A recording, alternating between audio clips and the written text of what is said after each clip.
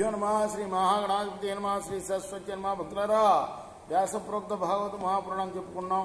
ఇందులో భాగంగా నిన్నటి వరకు 6 స్కందాలు పూర్తి చేసాం. 7వ స్కందాన్ని 41 భాగాలుగా చెప్పుకున్నాం. ఈరోజు 42వ భాగం చెప్పుకునే ముందు వ్యాసభగవాన్ని ప్రార్థన చేసుకున్నాం. వ్యాసాయ విష్ణు రూపాయ వ్యాసరూపాయ విష్ణువే నమో వై బ్రహ్మజే వాసిష్ఠాయ నమో నమః. అంజనానందనం వీరంజానికి శోకనాశనం కపీశమక్షంతారం వందే లంకా భయంకరం. సదా నింబవృక్షస్య మూలాదివాసాత్ సుధాస్రావిణం తిక్తమప్యప్రియంతం తరుం కల్పవృక్షాదికం సాధయంతం నమామీశ్వరం సద్గురుం సాయినాథ్.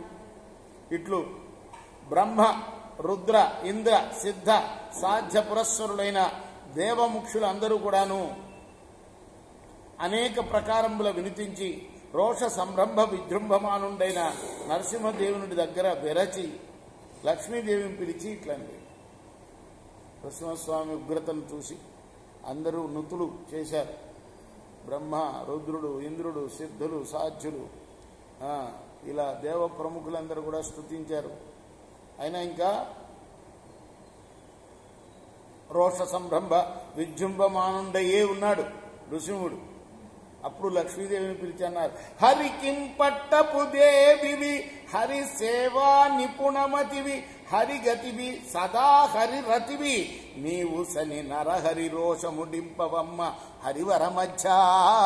ఎంత బాగుంది పద్యం.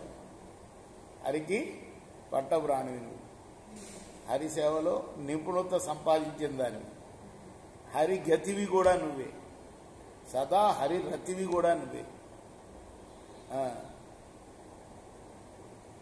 కాబట్టి హరి రోషాన్ని తగ్గించాలంటే నువ్వే దిక్కమ్మా అన్నారు. అని నన్ను ఇయ్యకొని మహోత్కంఠతోడ ఆ కలకంఠి నరకంఠీరవుని ఉపకంఠంబునకుంజని ప్రళయార్క బింబంబు పగిదినున్నది గాని నెమ్మోము పూర్ణేంద్రుని భము కాదు సికిసికా సంఘంబు చెలువు చూపెడు గాని చూట్కి ప్రసాద భాసురము కాదు వీర రౌద్రాద్భుతావేశమొప్పెడు గాని భూరి కృపా సస్ఫూర్తి కాదు భయద దంష్ట్రాపుర ప్రభలు కప్పెడు గాని దరహసితాంబుజాతంబు కాదు. కఠిన నఖర నృసింహ విగ్రహము గాని కామిని జన సులభ విగ్రహము కాదు.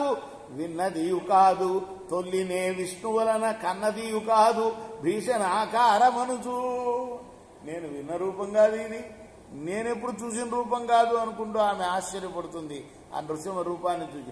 పలికిదన్న నిగమకముకొను పలికిన కడు నలిగి విభుడు ప్రతివచనములం పలుకొడని నిలుచు శశిముఖి పలువిడి హృదయమున తనవు భయమును గదురును. ఇట్లు నరహరి రూపంబు వారిజని నివాసిని వీక్షించి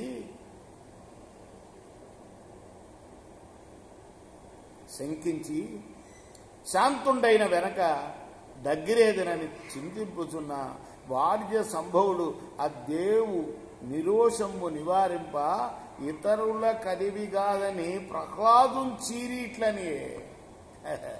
ఎవరికి ఆమె నావలు కూడా కాదని ప్రహ్లాదుడి దగ్గరికి వెళ్ళి అంటుంది, తీండ్రమగు రోషమున మీ తండ్రి నిమిత్తమున చక్రి దారుణమూర్తిను వేండ్రము విడవడు మెల్లన తండ్రి సీతలుని చేసి దయసేయగదే.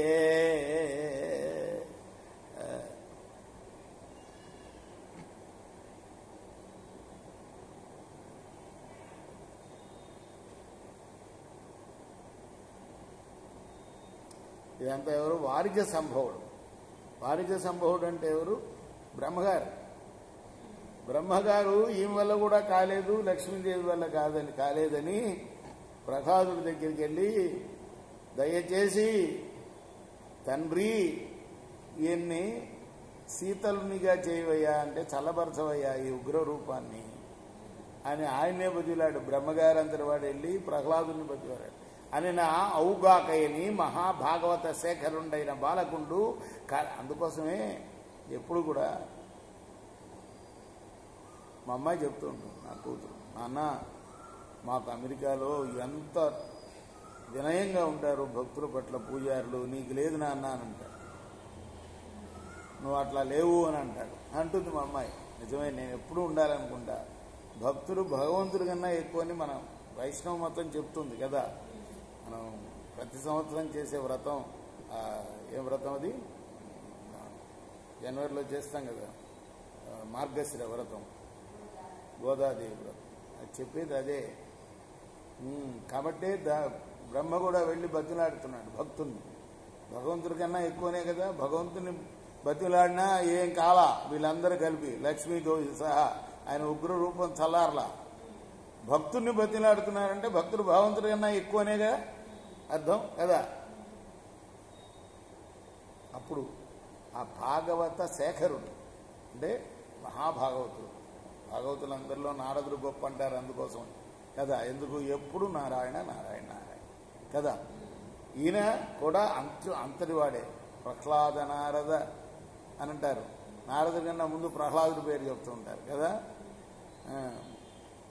కాబట్టి ఆ బాలకుడు కరకమలంబులు ముకుళించి మందగమనంబున అమంద వినయ వివేకంబుల నరసింహదేవుని సన్నిధికిందని సాష్టాంగ దండ ప్రణామంబులు చేసిన భక్తపరాధీనుండగో ఆ ఈశ్వరుడు ఆలోకించి కరుణాయుక్త చిత్తుడై, భక్తపరాధీనుడు కదా భగవంతుడు కదా.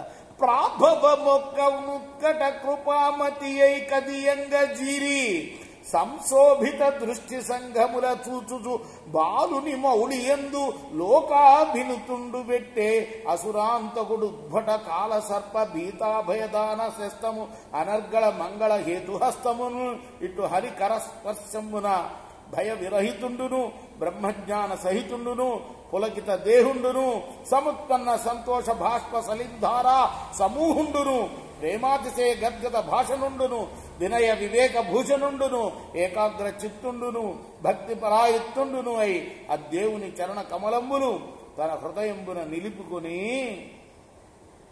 కరకమలంబులు ముకుళించి ఇట్లని వినిపించే అంటే ఆ స్వామి కరస్పర్శ చేశాడు ఆ భక్తుణ్ణి, ఎవరిని? ప్రహ్లాదుని. అప్పుడు ఆయన ఆ మహానుభావుడు కరకమలాలు ముకుళించి చేతులు జోడించి అంటున్నాడు, స్తుతి చేస్తున్నాడు ప్రహ్లాదుడు నరసింహమూర్తిని. అమరుల్ సిద్ధులు సంయమీశ్వరులు బ్రహ్మాదుల్ సతాత్పర్య చిత్తములన్ నిన్ను బహు ప్రకారముల నిత్యం విచారించి పారము ముట్టన్నుతిసేయ నోపరట నే రక్షస్తనూజుండ గర్వమదోతృప్తుడ బాలుడను జడమతిన్ వర్ణింపశక్తుండనే.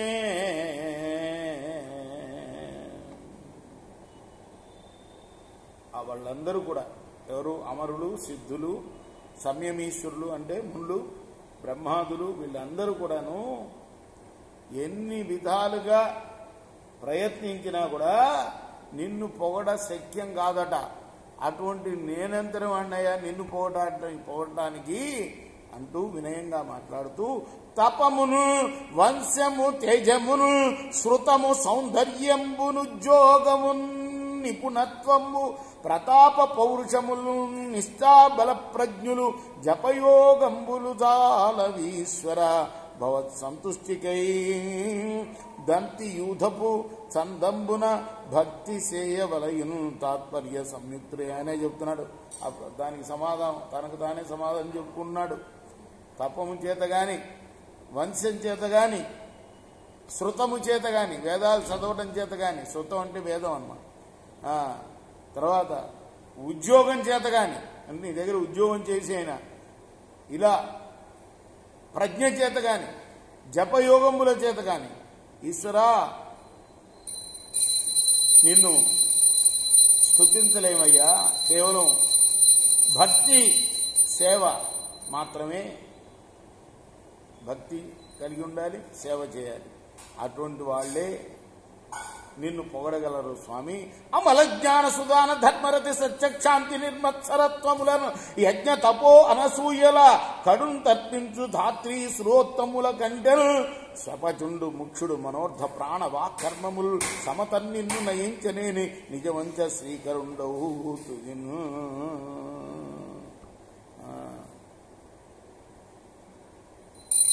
స్వపచుడు అంటే చండాలుడు. ఇవన్నీ వరుసను చెప్తున్నాడు. సత్యము, శాంతి, నిర్మాత్సర్యం, తర్వాత యజ్ఞ, తపస్సు, అనసూయులు, కళ, ఈ లక్షణాలు గల ధాత్రీ సురోత్తముల కంటే, ధాత్రీసురులు అంటే ఎవరు? భూమి మీద పుట్టిన దేవతలు అంటారు. ఎవరు వాళ్ళు? బ్రాహ్మణులు. వీళ్ళకన్నా కూడాను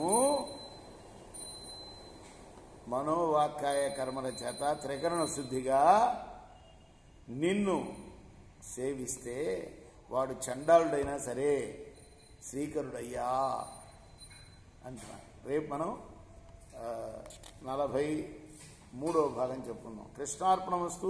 సాయి కృష్ణార్పణమస్తు. శ్రీ సచ్చిదానంద సద్గురు సాయినాథ్ మహారాజ్ की जय.